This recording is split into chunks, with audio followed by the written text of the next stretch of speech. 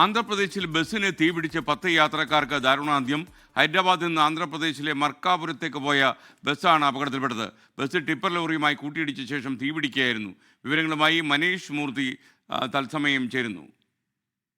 Good morning Manish, വിവരങ്ങൾ.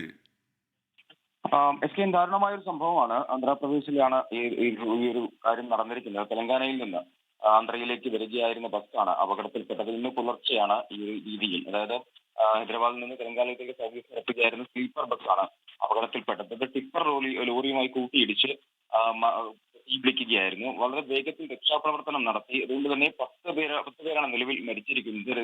ആശുപത്രിയാണ്. ബാക്കിയുള്ള 34 പേരാണ് ബസ്സിലുണ്ടായിരുന്നത്. ബാക്കിയുള്ളവർ ആശുപത്രിയിലാണ്. ഇതിൽ ചിലരുടെ നില ഗുരുതരമായി തന്നെ തുടരുന്നുണ്ട് എന്നാണ് മനസ്സിലാക്കുന്നത്.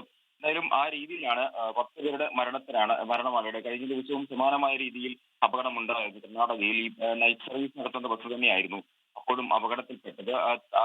ആ തരത്തിൽ കൂടിയുള്ള ഒരു ആശങ്കയുണ്ട്. പ്രത്യേകിച്ചും കേരളത്തിൽ നിന്നൊക്കെ വരുന്ന ആളുകൾ ധാരാളമായി നൈറ്റ് സർവീസ് ഉപയോഗിക്കുന്ന ഒരു നിലയുണ്ട്. എന്തായാലും ഇത്തരം അപകടങ്ങൾ കൂടുന്ന ഒരു കഴിഞ്ഞ കുറച്ച് ദിവസങ്ങളിലായി നമ്മൾ കാണുന്ന ഒരു വാർത്ത എന്ന് പറയുന്നത് നൈറ്റ് സർവീസുള്ള ബസ്സുകളെല്ലാം തന്നെ